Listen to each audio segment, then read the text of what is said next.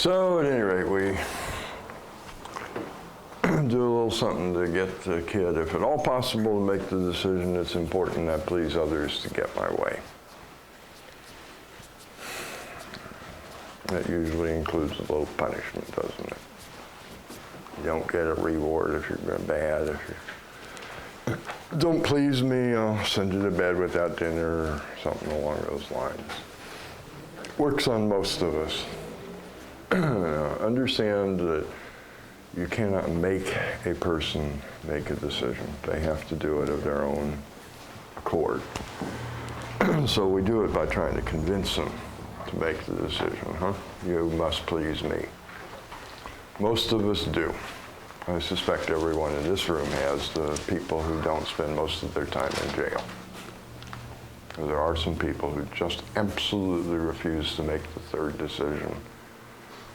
They don't get that, and they are rather dangerous to be around. We usually lock them up. But when I make this decision, an interesting thing happens. The awareness sort of splits into two camps now. Because I now have three ways of getting my way of non-disturbance. If I please you and I'm really good and I'm really nice and you like me, you will not disturb me. You might even give me some pleasure. That's one way. Try and figure out ways to please you.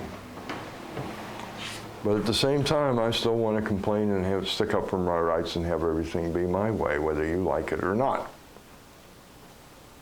Which really is at the core of them 1 and 2, isn't it? It's going to be my way, whether you like it or not. I certainly know as employer, I've occasionally said that to employees. That's all very well and good, but I hate to tell you this, but if you want that paycheck at the end of this week, you're going to do it my way. I don't care whether you like it or not. That's one of the privileges I have for being the person who gave you the money to do it. Don't pull that one too often, but I have. That's kind of at the heart of 1 and 2, isn't it? It's going to be my way, whether you like it or not. That's what all those rights are about, aren't they? I have a right to this. It don't matter whether you like it or not. I'm going to put you in jail if you disagree. Or take away a bunch of money. 3, on the other hand, says you've got to like it, or I won't be pleased. So we've got a real conflict here, don't we? I simply cannot use both methods at the same time. I've got to pick now. So we get an interesting situation that will be with us probably for the rest of our life, called inner conflict. I no longer know what the right thing to do is anymore. When it was only complaining and sticking up for rights, I always knew the right thing to do. It was one or both of those two things. Because those work together, don't they? I've seen people do it. They call them demonstrations. Now what are they doing but complaining and sticking up for rights in one big government-sanctioned act? It's what it is, isn't it? The demonstration is a big complaint, often intentionally disturbing, because it will often block traffic, so a bunch of people don't get to go where they want to go, so they get lots of attention by disturbing you while they stick up for some right or another. Isn't that about right? There 1 and 2 are working together with no problem whatsoever. That's often the case. But when I throw 3 in the mix, now I'm confused. What is the right thing to do here? Should I do what I want and use a method of getting what I want, or should I do what you want so that I will get what I want? And that is the great joke about, I'm not doing this to please you. I don't give a damn whether you're pleased or not, really. I'm only doing it to get something from you. It's a big con act. It's what we call manipulation, isn't it? I don't do this because I would like to see a smile on your face. I do it because you'll give me something for doing it. So I know a lot of people who think that pleasing is just the most wonderful, noble thing to do, and it's been elevated to being religious. And God likes it, and He'll reward you in the end with something really neat. I don't know. Somehow to me a con is a con. It don't seem noble and high and anything else. It's just a nasty little manipulative trick. I don't tend not to buy it just as much as I don't buy the other ways that people manipulate me, okay? If you want to please me, that's fine. It's not all that hard to do. You want me to pay you back for doing it, you may be a little disappointed.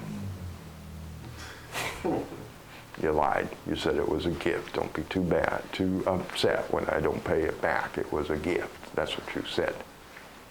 I'm probably going to take you at your words instead of your deeds in this case, because it's my advantage, isn't it? It's a con. There's nothing neat and nice and pretty about it. It's just another one of those nasty little things that the self does to get its way at the expense of everyone else. Real pleasing, when it's not decision number 3, would just be a gift that was given, wouldn't it? And the truth is, I don't even know if you're going to like it. Do I? I've certainly received a lot of gifts in this life that I sort of look at them and say, why did you do that? Now I just have a chore of figuring out how to get it in the trash without you noticing.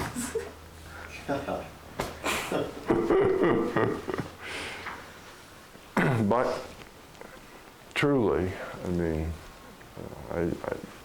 it was done to please me. It didn't work because the person didn't know what would please me. That's fine. Why should they know? But it was done for that purpose, wasn't it? And that part I always find rather pleasant. It's kind of nice that they even thought of doing it, even if I don't particularly get pleased by the result. But I've seen from that I may have the same difficulty, huh? I may do something to please you, and it may not please you at all. So, because a real gift, that's just the way it is. If the person likes it, they take it, they enjoy it, and if they don't, they toss it out. And that's all there is to it, isn't there? Even if you want appreciation back in return, it wasn't a gift, was it? Perhaps you understand why it disturbs me a tad that you thank me all the time. It was a gift. I didn't want anything back. I find it rather demeaning that you insist on paying for a gift. Takes all the fun out of giving it, doesn't it? You tell a bunch of people, I would like to take you out to dinner, and they demand to pay for it? Well, then hell, why'd I do it? That was the whole point. I wanted to take you to dinner. You won't let me pay? It's weird, isn't it? Happens. But pleasing as a gift is actually just one of life's more pleasant events, isn't it? This one is not. When you're expected to pay for the gift. But regardless of all that, we're now in this thing called inner conflict, and this is the real heart of the matter. I don't know what's right anymore, because I have 3 ways that all seem equally right to me, except they are contradictory. And we spend the rest of our life in that state, don't we? Whenever one of these these suggestions pops up, and it's alone, we are absolutely convinced that we are right, and we do it without thought, without any consideration of consequences, because we know that we are right. And then, of course, when it don't turn out so good, the ones that disagree and have a contradictory method of doing right come and tell you all the things that you did wrong, but in the moment of doing it, it was the only suggestion there was, and you were absolutely right. You didn't even consider whether it might be dumb. So in those moments, everything's fine, although the outcome may really be horrible, huh? But as far as our inner state is concerned, everything's great. I know I'm right. I know this is good. I feel okay about it. But unfortunately, it don't happen a lot of the time, does it? I look at a situation and say, I'd like to make this good. I'd like to make this non-disturbing. And I don't know what the right thing to do is, because these guys are all having an argument. 3 says, well, find a way to please them and then you'll get what you want. And 2 says, but I have rights. I should just be able to walk in and demand what I want, and they should just cave because I have a right here. So we go into this inner turmoil of trying to make what we ludicrously call a decision. What is the right thing to do? Let me go through my pros and cons list. Let me figure this out. Because, Lord, help me, I don't know how to just look at the situation and be aware. Do I? Oh no, I have to go through this whole list of canned, recorded decisions that I've made through my entire life until I find the one that fits this experience and is the right thing to do that will make everything work out perfect. I can't just sit here and be aware of the situation, see what is going on, and do something appropriate that maybe I've never done in my entire life before, because this situation is new to me. And there's nothing in memory to even deal with it. Now, I instead make a decision by going into inner conflict and looking for the right thing to do in memory, because I don't want to be aware now. And a being that doesn't have inner conflict like this and is living without all these canned, recorded responses, there simply is not a process of making a decision. On those occasions, when I look at a situation and I say, I do not know what to do, there is no decision to make. I don't do nothing. Which is not always true. If action is required, I do know what to do. When I say I don't know what to do, I need more information. The reason I don't know what to do is because I don't understand the situation. So I know precisely what to do when that comes up. Gather more information about what is going on before you make a stupid choice about what to do. I do not go into inner conflict and start rifling through memory looking for an old, stupid, canned response. It's very simple. If I understood the situation, whether completely or well or anything, what to do would be clear. When it isn't, it means I don't know what's going on. And the best thing I could possibly do is either get more information or not act. Because when I don't know what's going on about anything I do, it's probably going to be dumb, isn't it? There was one thing that they really did a lot in the moonshot program. When they didn't know what to do, they did nothing. Right. And it worked. In technical fields, we understand that. Somehow in our personal lives, we don't get that. It would be better to do nothing than to do something that may be dangerous or stupid. But we don't buy that, do we? Well, I have to do something! Why? Because I find this situation intolerable and I must change it. I am not free to just sit here with this.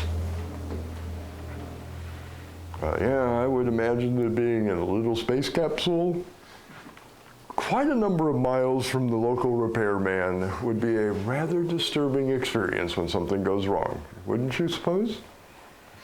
That when Houston advised, oh, I wouldn't do nothing about that at all. I imagine those folks up there were probably in a rather unpleasant situation, weren't they? But their life depended on them being free to sit there going, oh my God, didn't it? Because had they done something stupid because they had to, it was an intolerable thing to be several thousand miles away from the local repair. Yeah, they could have died. That was exactly, they wanted to gather more data. Yep. But if you think about the personal side of it, I suspect we're not really having a good time right that moment, were they? Well, that's kind of what happens to us sometimes, isn't it? We get in a situation, we say, I cannot stand this. This is so disturbing to me. It must change. And then we start doing dumb things until it all works out. And sometimes it don't.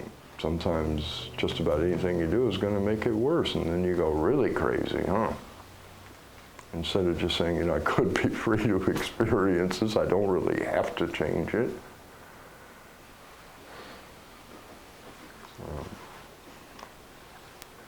One simply does not make decisions when all this is functioning properly.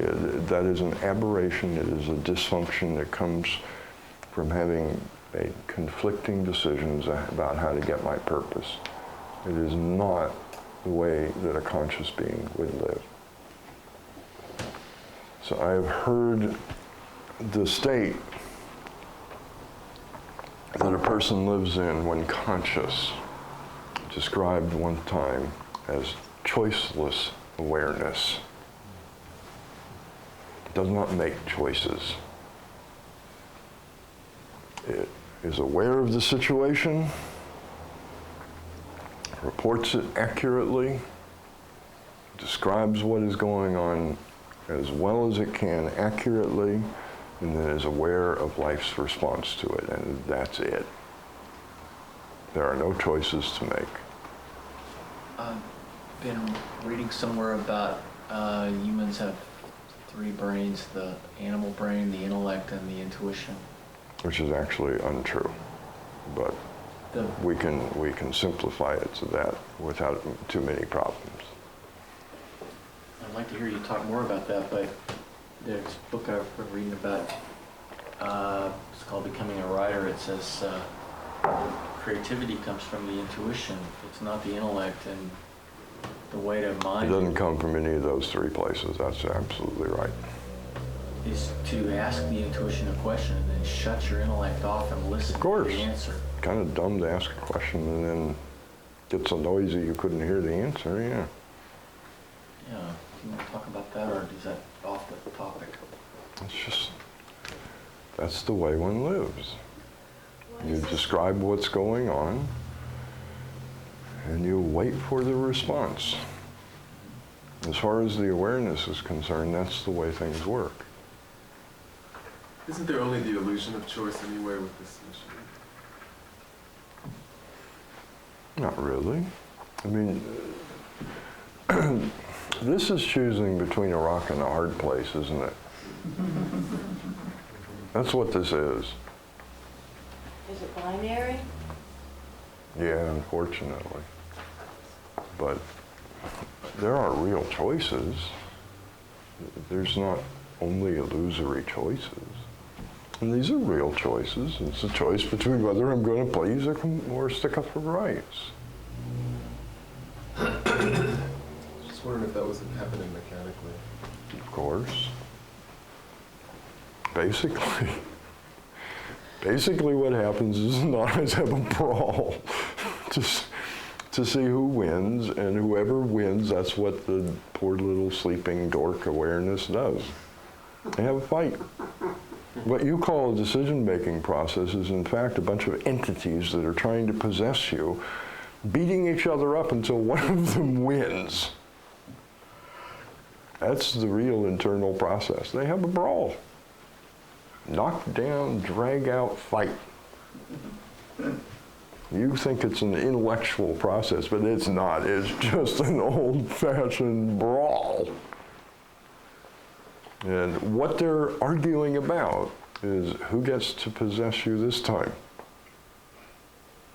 And the difficulty is that in cases like that, the way that the mind works is it triggered many associations, and they all popped up because you decided to turn those memories into demons, into little entities inside of you, and they all popped up and they have a fight about who gets to possess you now.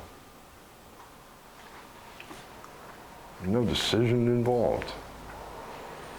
But there are real choices in life. Most of it is about what I'm going to pursue. The opportunities at any given moment are almost infinite, no matter what it looks like to our limited awareness. And most of the choices are about which ones interest me to pursue. That choice is normally made without you even being aware of it, isn't it? It's made by a limiting of input, where the automatic functions of those minds he was talking about edit out all the possibilities. So all that's left is the stuff that you're normally interested in. So you don't see the infinite range of possibilities that are available at every moment. And that's mostly where the choices are. What direction will I take with this experience? It's offering me 500 directions. Which one interests me? Where am I going to go with this? That's where, in a sense, the real choices in life are. What am I going to activate in the potential of this moment? Not what's right. I haven't a clue what's right. I don't ask people what's right. I don't ask myself what's right because we don't know. Is that why it's easier to understand this concept in the technical world, you just said? Sure. Because in the You're not asking what's right? No, you are. But right has a realistic definition. Right is what works. Wrong is what doesn't. If you do something and it works, then it's right. If you do it and the whole thing don't work, then it's wrong. And that's all it means. There's no ideology. There is no standards. There are no ideals. It's just, if you do this and it works, then it's right. Because that's all the words really mean in any real sense, isn't it? Correct. It either works or it don't. If it works, then it's right. If it don't, then it's wrong.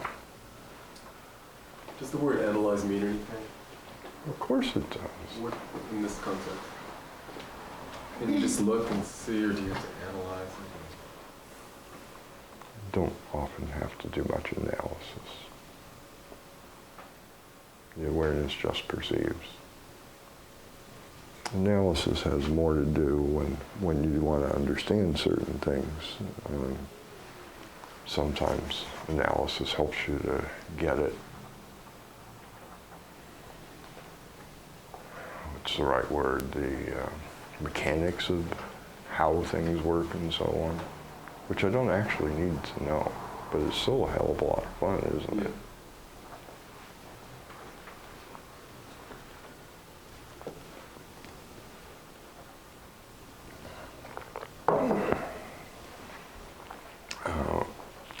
Once that inner conflict starts, we develop a new aspect, as though the awareness hadn't already split into enough fragments, because that's what each one of these things are. A not-I basically is a memory, and the awareness is split off a little fragment of itself and given that energy to a memory so that it can turn into a non-living entity that behaves as if it were alive. And it literally does create a new entity. That's the only word we really have for something that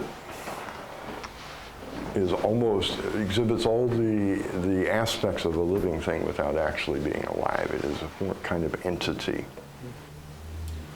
And it works by splitting off a little piece of the awareness that inhabits that memory. It is now fragmented. So we fragment off another part that around here we call the chooser. to look at it in terms of functionality instead of all the weird, stupid words that people have for this that just simply show their ignorance. That chooser is what you basically call the conscious mind. Is that noisy thing in your head that yap, yap, yap, yap, yap, yap, yap, yap, yap, yaps and since without cease. Because what it does is it sits and listens to what you call the unconscious mind, which is those nut eyes having a brawl, fighting over who's right. It listens to all their stupid suggestions. They report to the chooser and say, here's what I would do. I think that I should go tell my boss that he's a dork and he can't treat me that way anymore. And then the other side pops up and says, yes, but if you do that, he won't like you and he'll fire you. And the other side says, yes, but I have rights. And they have this running, constant suggestion being given to the chooser. And sooner or later, the moment comes when they simply must act, or the thing is gone, and the chooser has to pick one of those entities and say, okay, you're the right one. At that point, a suggestion is given to the awareness to pass on to life, to say, this is what I want to do. The end result of this whole thing is an awareness that ends up being in this very, very low state that is best described as a somnambulistic trance. That's the closest thing we know of to it in this world. Somnambulistic means walking in your sleep. It is the deepest level of hypnosis that you can get a person into, where they walk around looking absolutely normal when in fact they are working off the suggestion of the hypnotist. And the actual state of the awareness at this point is lower than that. That is the lowest that we can induce from the outside of a hypnotic state. But the actual state of the awareness is even lower than that, where it is not only in a walking hypnotic trance, but it is completely identified with the source of suggestion as I. All of these thoughts in the head begin with the word I, don't they? And the awareness is in such a low, deep hypnotic state that it actually believes that it is what is going on from the hypnotist. You know, we can't get a human being to do that in the outer world. I could get you into a very deep hypnotic trance, but I can't convince you you're actually me. I could get you to, pretend like you're me. I could give you that suggestion, act like you're Phil. But I can't get you to actually do like we do with this inner state where I am the hypnotist. Do you know in Bulgarian the word for I is ass? Is act? Ass. Ass. But I mean, it don't mean donkey to them or butt, does it? No, that's the word for it. Oh, you just like the coincidence with English.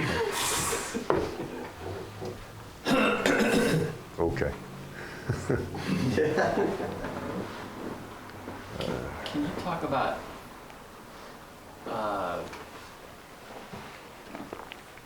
faith in making up your mind and choosing? Well, I just spoke of choosing. Mm-hmm. So what was What inadequate? is choosing with awareness? Is that I just told you. What did I say? What was unclear about that? well, the last thing I remember was you're describing the choosers observing arguments between people. No. It's the same word, but that has nothing to do with awareness. That's a machine that lives inside of you, that you believe is you. You actually call it your conscious mind. Mm-hmm. What does that have to do with choice? Well, that's what I was. It's just a asking word. about. But I just told you, and you weren't paying attention. I must have missed it. Yeah, watch your tape.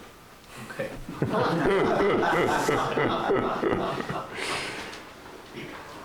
Okay, it probably is about time for a break. Are there any other questions or comments?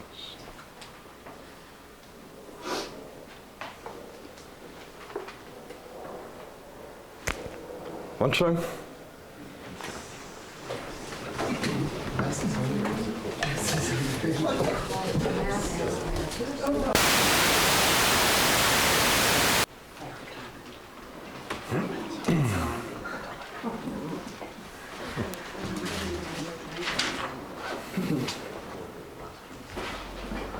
See, I could beat you for that, passing notes in class.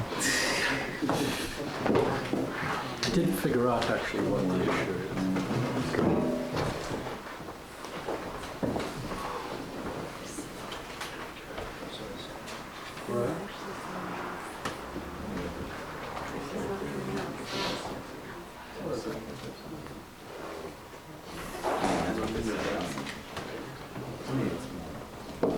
What's in life? Light? Yeah. Yeah, it would be nice. Yeah.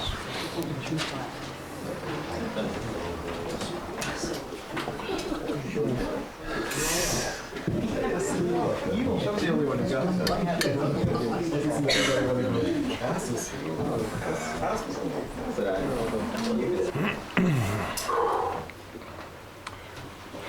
Okay, a little time goes by.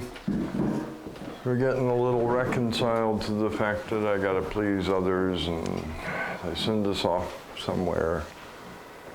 And we're given another decision to make from outside, which is that it is important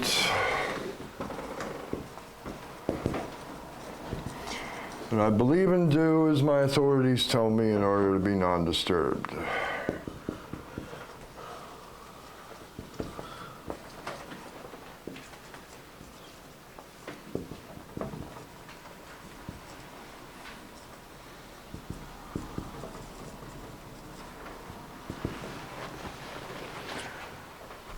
Now we get a whole list of authorities, huh?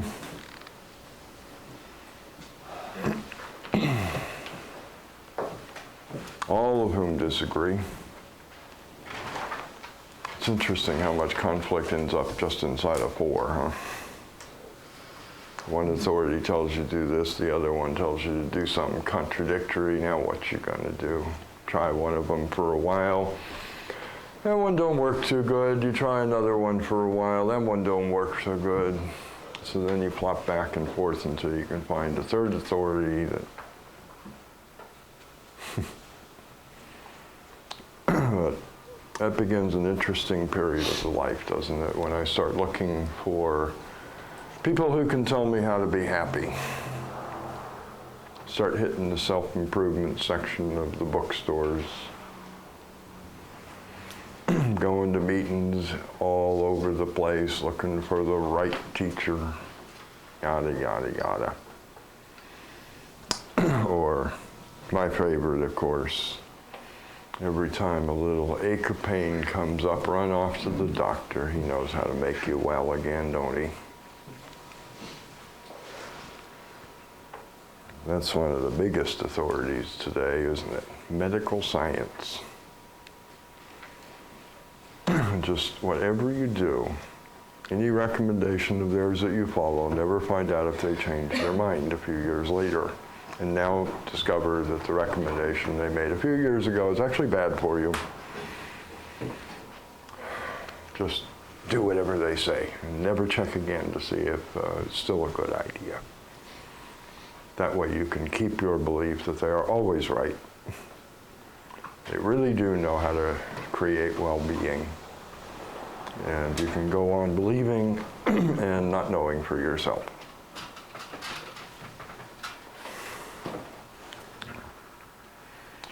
Part of being conscious is living a life without authorities. That's just the way it is. The teaching itself is not authoritative. It doesn't even contain dogma. There's not even any ideas in it about what you ought to do. It just says this is the way things are, do as you please with the idea. It suggests that you check everything out for yourself and not believe any of it. That you do not turn it into another authoritative system. I don't need to know. The teaching says so. It's done way too much, isn't it? Turning the teaching into an authority. Because we think that works. I don't need to do all the effort of finding out for myself. I can just believe someone else who did it. I don't need to know for myself. Well, that's another little suggestion that's constantly going on in the head. All the things that you have read and heard from authorities that you now believe and haven't a clue whether they're true or not. I get that a lot with people who are just, I don't know what the right word for it is, amateur scientists. Think that science is the answer to everything, and they'll quote you every possible scientific discovery that's being made. I don't understand any of it, but they know it's all right because science said so. You've not run into those folks? They're really quite boring people, aren't they? And Lord help you if you suggest that they haven't a clue whether any of that is true. But it's science! Yeah, but you still don't know if it's true or not. Maybe somebody does, but not you. We lived this way for a while with the inner conflict growing and growing and growing. And eventually we come to another realization on our own that there is something dreadfully wrong with me. Here I am, I have all the right ways of getting non-disturbance, and I am growing more and more disturbed as time goes along. So I form a new conclusion that there is something wrong with me, I must be different. I've got to find some way to change. I'm not okay the way I am. Some people go all the way to I'm broken, don't they? I actually know that one very well. I formed that conclusion at a very young age. I decided that I was obviously broken, that there was something in a human body that should be there that God forgot when he made this body. Because I didn't have a lot of the feelings that I'm supposed to have. And everybody says I should have. I just didn't have them. What are those things they're talking about? I haven't a clue. And I had all these terrible feelings of hatred and violence. So I decided that there must be something missing. Like I said yesterday, the worst thing that ever happened to me was about that age I read The Bad Seed. Boy, did that fuel that fantasy. Look, it's true. There are people that are born with something missing and they don't work right. Oh dear, I must keep this quiet. That was the greatest secret for many years. I must not divulge that I am defective. Phil, I found something interesting in my notes about 5. I was going through that. You said at some point that it's a refusal to take responsibility for your life, so you just want to fix. Of course, that's exactly right. All of this is a refusal to be responsible. Yeah, that's exactly right. I won't just sit here and say, yeah, I did that. Yeah, I thought that was interesting. Take it fine. Yeah. And then we begin the obvious process of self-improvement. Now, from our point of view, every one of these decisions is a decision of self-improvement. If I can complain and get you to do my will, I have improved my life, haven't I? So many of the times, the way that I do self-improvement is by getting you to change. If I can just make you a better person. Think about how many times you said that. I'm just trying to help you, like hell. you're trying to help yourself. You just know that if I were more capable and a better human being, I'd stop disturbing you by, even if it's just, Phil, if you would stop being an alcoholic, then I wouldn't feel bad when I see you killing yourself by drink. That one I hear a lot. But my friend, relative, lover, whatever it is, they're drinking themselves to death. Yeah, what's it to you? That's what they want to do with their life. What's it to you? It's inconvenient. What? It's inconvenient. Oh, that is the measliest word I've ever heard. It's horrible. It's terrible watching someone destroy themselves. It's one of the most unpleasant experiences I've ever had. It's a little bit more than inconvenient. If it were inconvenient, I'd just move away from them and never know them again. It's horrible. I understand. It's a terrible feeling to watch someone that you care about destroying themselves. But I'm still asking you, what's the question? What's it to you? If it's just inconvenient, then leave them the hell alone. I don't think that their being inconvenient gives you the right to meddle with another person's life. It's their life. Who are you to say what they should do with it? Maybe that's what they want to do, is drink it to death. Might be fun for all we know. I never tried it. Is it fun, Barry? No? Okay.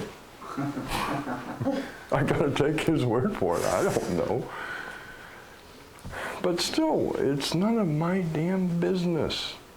And you just said it. You think that because it affects you, that gives you rights, and I think you are so wrong. It is just a disgusting attitude to take. The fact that I don't like something you do or it bugs me does not give me any right to go meddling with your life. It's your life. Nobody gave it to me. I know what you're saying. I'm saying that's why people do it, but meddle. I heard what you said. Okay.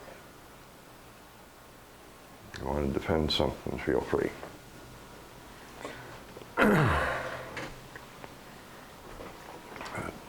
That's the game. Much of the self-improvement that we do is not just fixing me, it's also fixing you so you won't disturb me anymore. You understand? So all of these are self-improvement. I stick up for rights so I can improve my life. I don't think about who I'm taking something from when I demand a right. But as I've said in the past, there is an intrinsic violence to the rights game. In order for me to have a right, I must take it from someone else. There is no way for me to have a right to something without taking something away from someone else, period. It is an intrinsically violent game. I can have privileges without taking anything from you, but I cannot have a right without taking something from someone who also wanted that thing. If I have a right to a job, then you do not. If I have a right to be paid exorbitantly, then somebody in the company ain't going to get that money. There's only so much there. If I have a right to smoke, then you don't have a right to live in a smoke-free environment, do you? That's the latest one, as far as I can tell. For me to have a right, I got to take something from you. For you to have a right, you got to take something from me, unless I happen to be in the same camp as you see? All of these things are self-improvement. We don't look at the consequences of them and whether or not they're reasonable things to do. When I decide to please you in order to get my way, that's self-improvement. I'm going to be a different kind of person that's more pleasing and do violence to myself, interestingly enough, because I really don't want to please you. I want this thing you'll give me. If I actually wanted to please you, I wouldn't give it a second thought. I'd just be doing it. I wouldn't be plotting and planning and scheming, figuring out how, and just do it.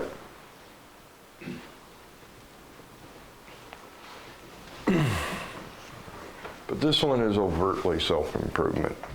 We go out looking for a way to be different. I don't know how we're going to actually do that. I don't know a way to actually be different. and I concluded that I was living in a defective body, what am I going to do? Go to a doctor and say, would you transplant that feeling thing that I didn't get somewhere in my brain? How am I going to actually be different, you see? So all I can really do is act different. I learned a whole bunch of new behaviors, new ways of acting. That again does a certain violence to the inner nature. I don't want to act this way. I just think things will be better if I do. This particular side of man's awareness is almost completely destructive to the inner man because it demands that I do what is against my own nature in order to not be disturbed anymore by this world I'm living in. This one is almost entirely destructive to the outer world and those who live in it with me. And what we have here is a picture of violence. About the only way that I can conceive of to end violence on planet Earth is for people to get out of this animal way of living, where they can see a way that they can get what they want done without doing violence to anyone, either me or you.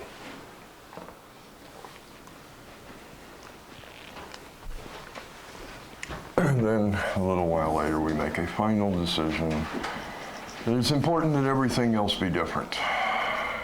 I'm okay, it's all you guys who are screwed up.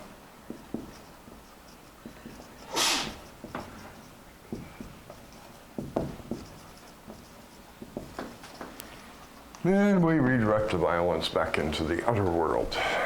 I demand that all of you change so I can be happy. That is the core of this, do you understand? I demand that you change so I can be happy. I don't know about you, but when I finally hit that one in the situation, I decided that it is time to get the hell out of here. Because I can guarantee you that ain't going to happen.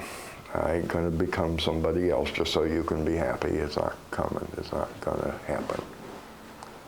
I may be able to change a few behaviors here and there if it pleases you. And that may be possible. If you tell me, Phil, I'm tired of picking up your towels after you bathe, okay, I guess I can pick the towel up and put it somewhere else, all right? That's not too big a change, is it? A little behavioral thing, fine. If you demand that I stop being me, forget it. I have utterly no desire to be me, because unfortunately, for all the folks who don't agree, I happen to think that I'm utterly perfect just the way I am. I cannot see a single thing that is wrong with me.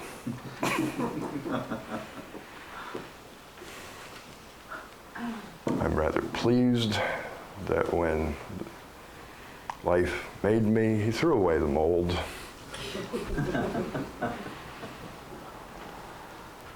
And moved on to another work of art. As far as I can tell, that's just what is true here. Each and every one of us is a beautiful work of art. Absolutely unique. There will never be another one like that one. And all this stuff about what's wrong with me just boils down to, why can't I please people? Why won't they give me what I want? And there's nothing to do with anything wrong with me. If you're particularly good at pleasing the folks around you and they all sort of like what you're doing, I guess you feel good about yourself. They give you lots of non-disturbing things. And if you're not so good at that, then you think there's something terribly wrong with you. But in either case, you're all just fine. I don't think that life makes junk. Or if he does, he doesn't seem to send it to Earth, because I've never seen an example of it.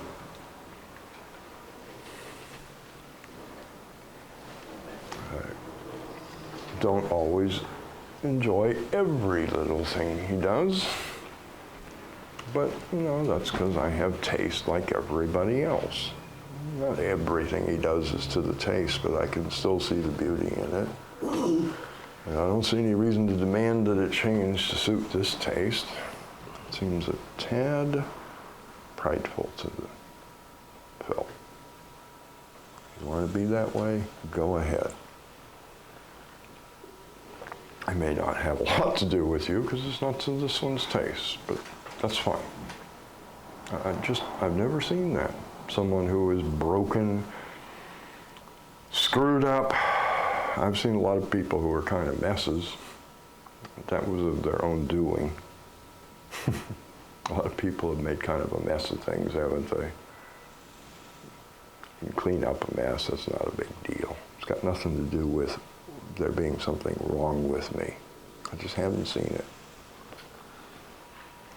All this about trying to look for some way to fix things so that I can have non-disturbance does sort of lead to that point of view for a lot of us, doesn't it? There must be something wrong with me because I can't accomplish this. We all agree it's possible. We all want it.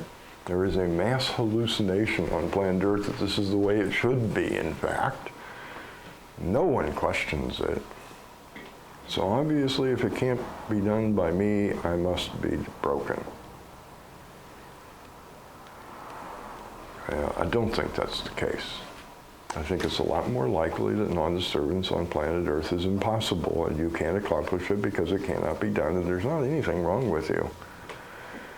And if you go up and get over this demand for non-disturbance, you might think you were just fine.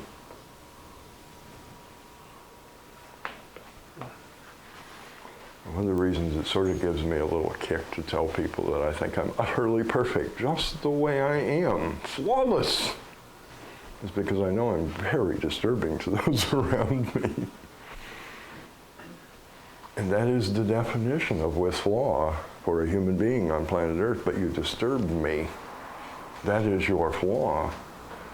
Oh yes, but I happen to think that is one of the beautiful facets of this particular crystal. One of its lovely aspects is that it is very disturbing to the machines around it. I think that's wonderful. I found that particular feature in this personality, or this person, really, it's not even personality, and I carefully polished it and developed it and grew it until it is an outstanding feature. That's how perfect I believe it is.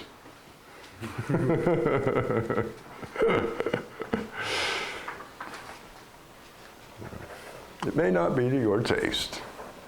That's fine. I think that's just the way it is. Each and every person is an utterly perfect work of art. Unfinished, because that's the way that the artist wanted it. Unfinished. And he invited you to come and be that work of art and finish the job. So, I sort of got it started for you. Gave it a basic form. Now, you do with it what you like. So I really mean that one. I discovered that little aspect of self that I didn't put there. Somebody else made it. I found it quite interesting and went to work at developing it and enhancing it. And made it a fairly strong, powerful feature, I do believe. That was by choice. But one of the interesting things is in that creation, for most of us, there's almost everything possible available. Well, you seem to have certain limitations, or you may find that something is just not there. For instance,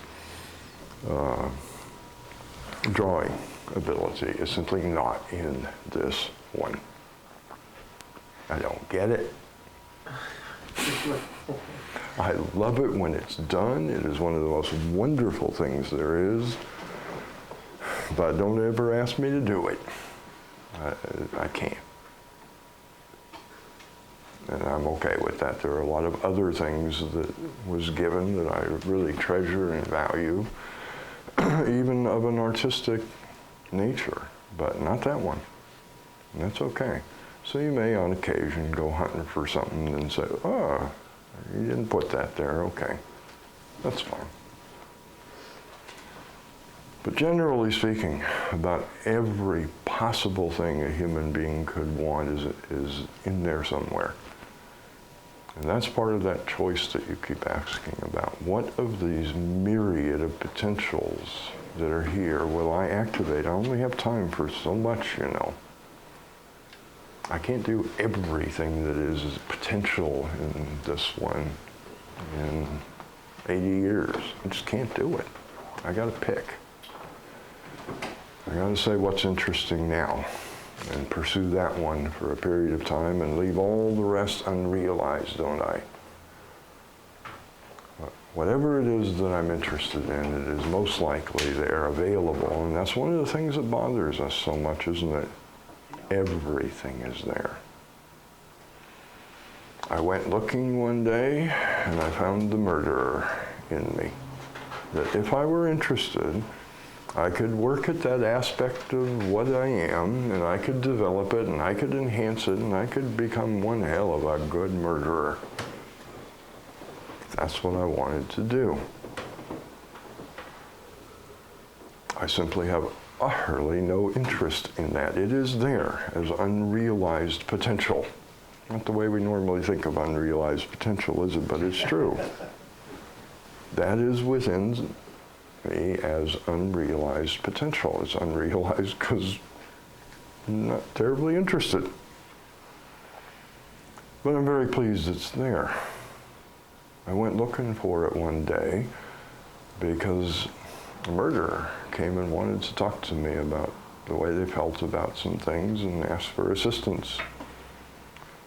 Well, what the hell do I know about that? You know, that tends to be the answer I give when people ask me something I don't know anything about. Like, what would I know about this?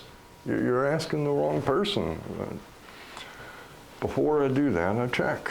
And I found that place inside, and I said, okay, give me a moment here. Let me be quiet for a second. Let me explore this a little bit as unknown. I didn't say all this. This is partly what I was thinking, but I did ask him to let me sit there quietly for a second. Let me explore this. Let me understand this part of being human. I've never had anything to do with it. And I said, okay, now we can talk. Because now I will not have to judge you. I understand where you're coming from. So we can talk about it. Before, I couldn't do it because I wouldn't be able to guarantee I wouldn't be judging it just a tad. You see? But I see that in here. I get it. I never had thoughts of murdering. Even though I talked about it yesterday, I had wishes that people would just go away. And of course, the only way I could really think of for that to happen was for them to die, but it never occurred to me I should do it myself. I just, even in the midst of those dark, nasty fantasies, that one just didn't come up. I know it does for a lot of folks, and that's no big deal. It's in there. We don't normally realize it, do we? We just let it be there as potential. And I'm really glad that everything is in there, but it is a bit disturbing, isn't it? To realize that there are things within what I am, my very nature, I don't even like. But that's the way it was done. Give you everything you could possibly use so you wouldn't come up empty-handed if you said, you know, I'd really like to do this. Fortunately, I never had any urge to be a great painter. Do you really think that it's not in there? Do you really think if that's what you really wanted to do, you couldn't activate that? That's right. That's weird. Well, but you know, it sort of happened with music. There is something in there, but not enough for what I wanted to do with it. If I'd been willing to settle for second best And again, please, folks, because I'm going to say some things that could hurt feelings, and I don't mean it this way. This is only my point of view.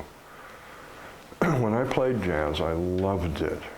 I really did, but it was still second best to me. You understand? That's just a matter of taste. I loved it. I really had a good time doing it. I liked the music, but it's still like settling for me. But that doesn't mean jazz is bad. Please understand that. What I wanted to do was classical, and that is very demanding, and I didn't have it in me. No amount of desire would have overcame that fact that I was given some talent at music, but not enough for what I wanted. I think I see your talent. Yeah, you can see it. It's there. There's no doubt about it. There is a talent there. It's just not good enough. And I'm okay with that. I'm not denying that it's there. It is there. And I confused a lot of teachers for a long time who looked and said, boy, you've got promise. And got all excited and thought they had, you know. And then they'd sort of watch me fumble through things for a while and try and teach me how to actually do it. And I could see the disappointment after a while. Oh, shit, I didn't get the next so-and-so, you know.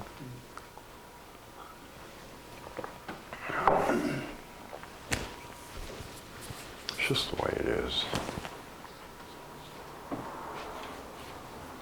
If number 5 is the self-improver, is 6 where I